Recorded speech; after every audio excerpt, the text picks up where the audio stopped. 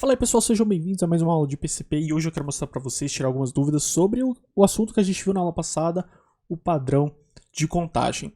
E aí, para vocês verem de uma forma mais prática o que significa esse padrão de contagem, vamos pegar aquele exemplo do desafio que a gente fez, o desafio do surfista, onde a gente fez ele se mover ali, né, de um lado para o outro, ali parecendo que ele está curtindo a praia direitinho. Vamos então aplicar o padrão de contagem nessa animação para ver qual que é a diferença entre essa animação que a gente tem agora e o que seria esse padrão de contagem. Então eu vou duplicar minha tela aqui, ó, vou deixar essa animação funcionando aqui. E aqui a gente vai fazer o seguinte, imagine que ao invés de eu querer que o meu personagem fique se movendo da direita para a esquerda aqui desse lado, eu quero que ele comece aqui desse lado, então vá se movimentando.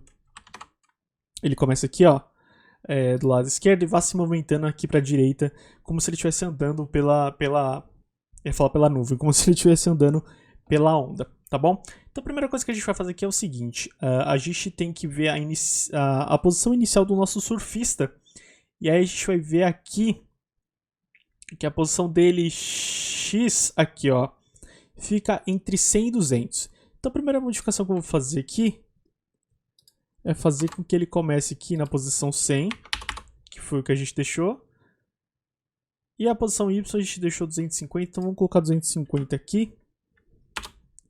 Certo? Então a gente está fazendo aqui agora com que ele comece na posição ali, ó, vocês vão ver que continua a mesma coisa, ele continua na posição 100, 250, que é onde é a posição inicial dele, que é mais ou menos aqui, certo? Só que aqui eu vou fazer o seguinte, aqui ao invés da gente usar o random number, que a gente estava fazendo, eu vou excluir o random number, esse Y também vou tirar daqui, e aí eu vou fazer o seguinte, a gente vai usar o padrão de contagem para fazer ele se movimentar um pixel de cada vez. E aí como é que a gente vai fazer para ele se mover um pixel de cada vez? Eu vou aqui no Sprite X, vou colocar aqui embaixo, vou colocar o nome do meu Sprite, no caso aqui é o surfista, né? Vou copiar e colar. E aí eu vou fazer o seguinte, como eu quero que ele ande um passo de cada vez, eu preciso aumentar esse número X de 1 em 1. Então eu vou vir aqui no meu bloquinho de matemática, certo? E aí eu venho de novo.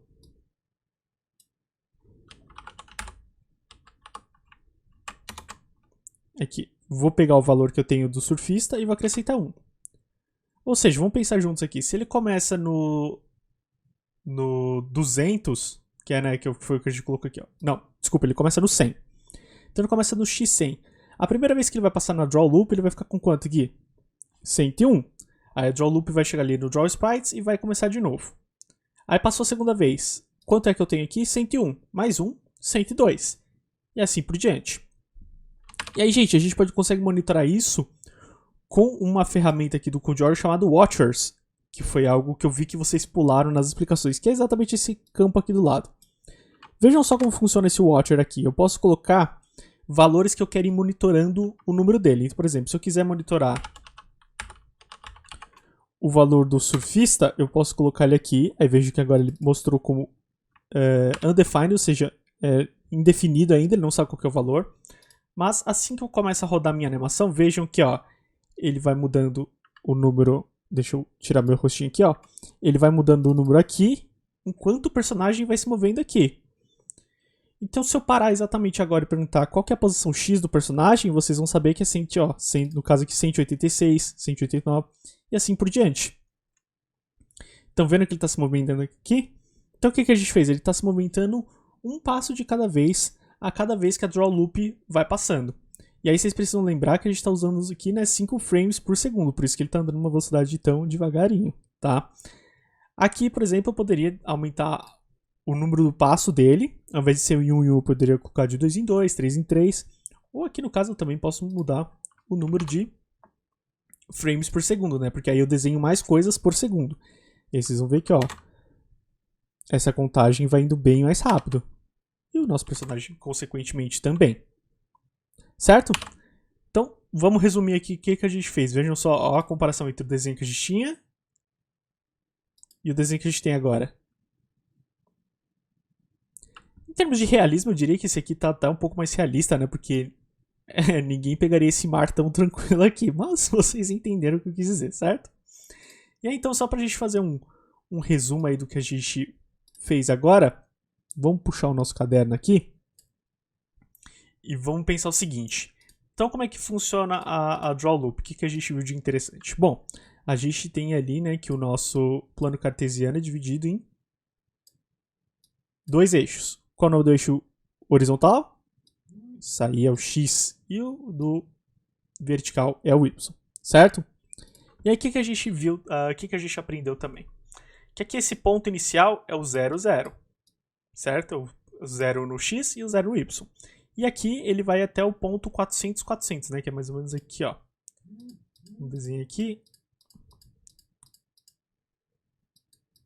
E aí vocês têm que dar uma relevada, né, gente? Porque eu não tô usando régua aqui, tá? É difícil desenhar no computador. E aqui eu sei que é o 400, 400. 400,400. Ótimo. Então, a gente aprendeu ali, imagina então que a gente desenhou uma sprite aqui no meu desenho. A primeira coisa que a gente aprendeu, né, que o ponto de origem dessa sprite vai ser aqui no meio. Ou seja, eu preciso levar em consideração esse ponto aqui no eixo Y e esse ponto aqui no eixo X.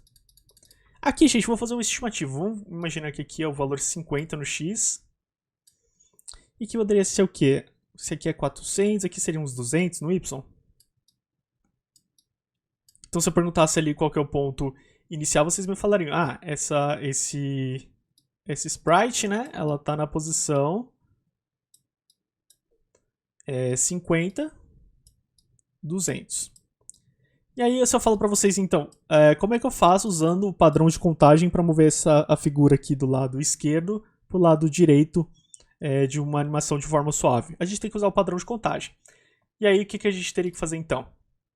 Eu tenho que atualizar esse valor do x, que é 50, a cada vez que a draw loop passa. Então, o que isso faria? Isso faria a draw loop lá, né, bonitinha, draw, função draw loop. E aí, o que eu tenho que fazer? Ah, então eu tenho que fazer que a sprite ponto x, ela vai ter que ser igual ao quê? A sprite ponto x que eu tenho agora, mais 1.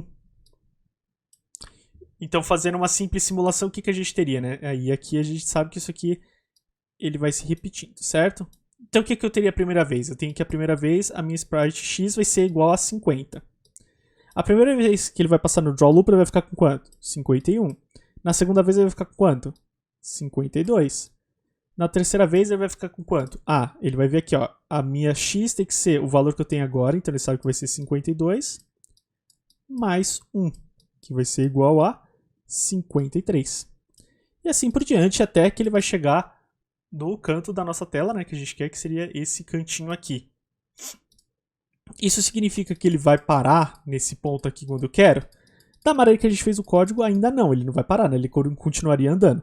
Agora, como é que a gente faz ele parar, como é que a gente faz ele voltar, como é que a gente faz outras coisas, é o que a gente vai aprender daqui em diante. O importante é a gente entender o que é esse padrão de contagem e qual que é o comportamento dele nas nossas animações. Tá bom? Então, se você ainda não está muito claro isso, volta no vídeo, tenta fazer alguns exemplos, faça os exercícios que eu tenho certeza que você vai entender como é que isso funciona.